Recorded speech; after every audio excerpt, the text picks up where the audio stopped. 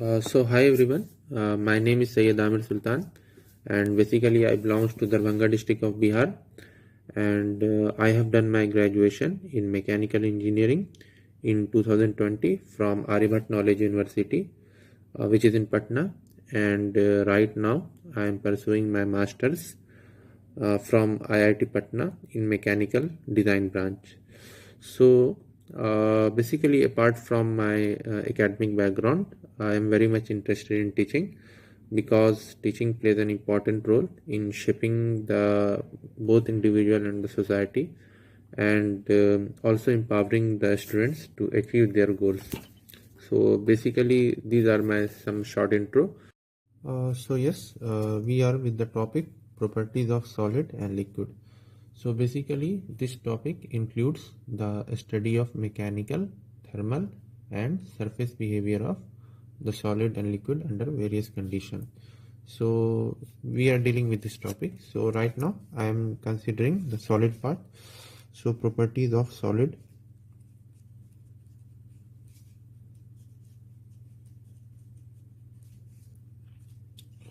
Now, in properties of solid, we have very different properties. Like we can say, if there is a solid body, then it must have some. It has some elasticity.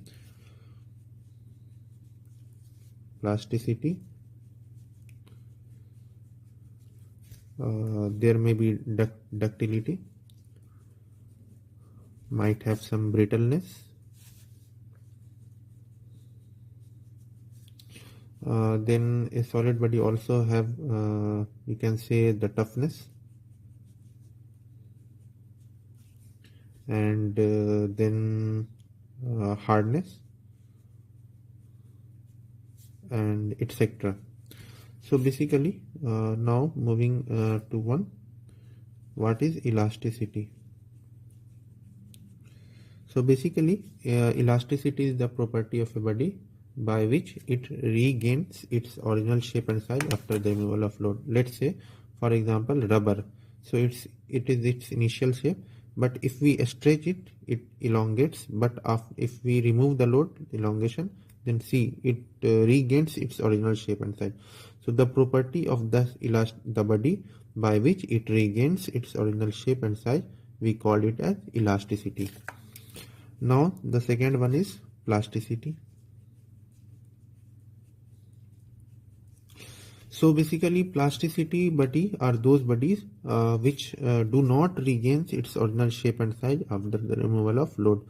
Let's say if rubber is not plastic, but if we stretch and after removal of load, if rubber does not regain its original shape and size, to this point it might have some elasticity, plasticity.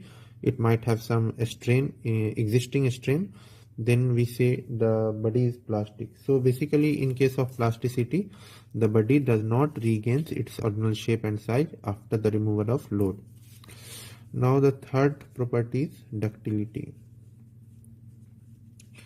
So basically, ductility means it is a property of a body by which it can be drawn out longitudinally into wires, you can say, on applying some force. So if we applying a force, if we applying load on a ductile body, then it can it it can be drawn into wires.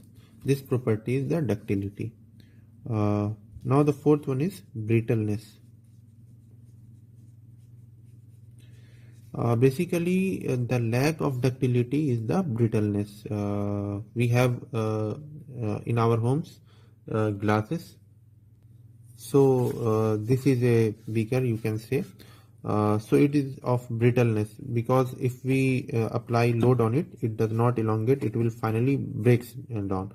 So the lack of ductility is the brittleness. Here you can see in example. This is the beaker of brittleness. Yes, now the fifth property of a body is the hardness. So the property of a body by virtue of which it enables is to resist from indentation, surface abrasion. We call that property as brittleness. Now sixth one is toughness. So basically toughness is the property of a body which enables the body to absorb energy before being fractured in case of cyclic loading. So the property of a body which enables is to absorb the energy before failure is the toughness. So basically these are some of the, you can say, the property of a solid body, and also a property we can say its malleability. So malleability is the property which allows body to expand in all the direction on applying the load. So this property is called as malleability. Now the eighth property is strength. So basically strength is the ability of a material to resist deformation or failure under an applied load. So basically there are various type of strength, you can say. One is a tensile strength. Also an strength is called compressive strength. And the third one you can say shear strength. So basically these are the type of strength we have. Now the ninth property of a body is stiffness. So basically stiffness is the resistance of a material to deformation under an applied load. So this is called stiffness. And now the last property we can say it as resilience.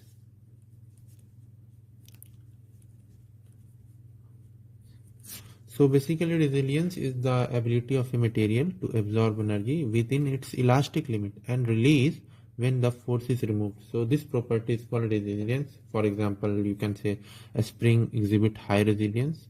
So these are basically some properties of a material. And apart from these property also there are some other properties, but we are taking this only. Now moving to some properties of liquid. Properties of liquid.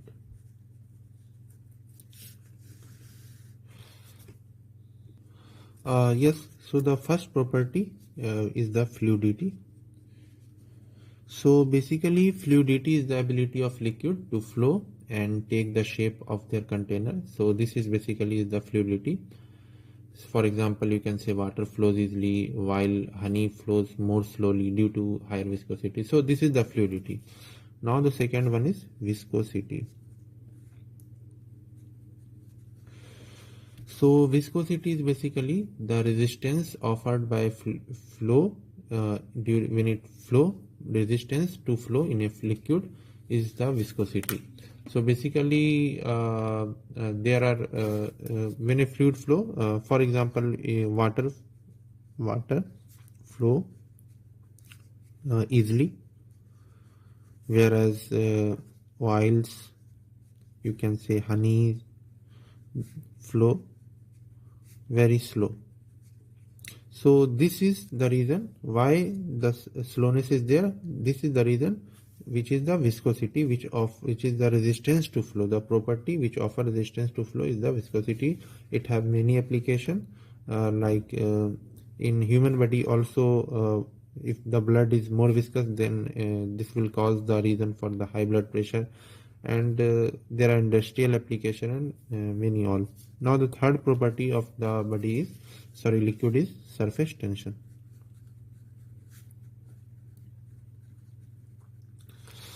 So surface tension basically the cohesive forces between the liquid molecules and the surface which creates a skin that resists the external force is the surface tension. For example, you can say insects walking on the water, like water riders. You can say this type of insect you generally see in the pond, and also the formation of spherical droplets.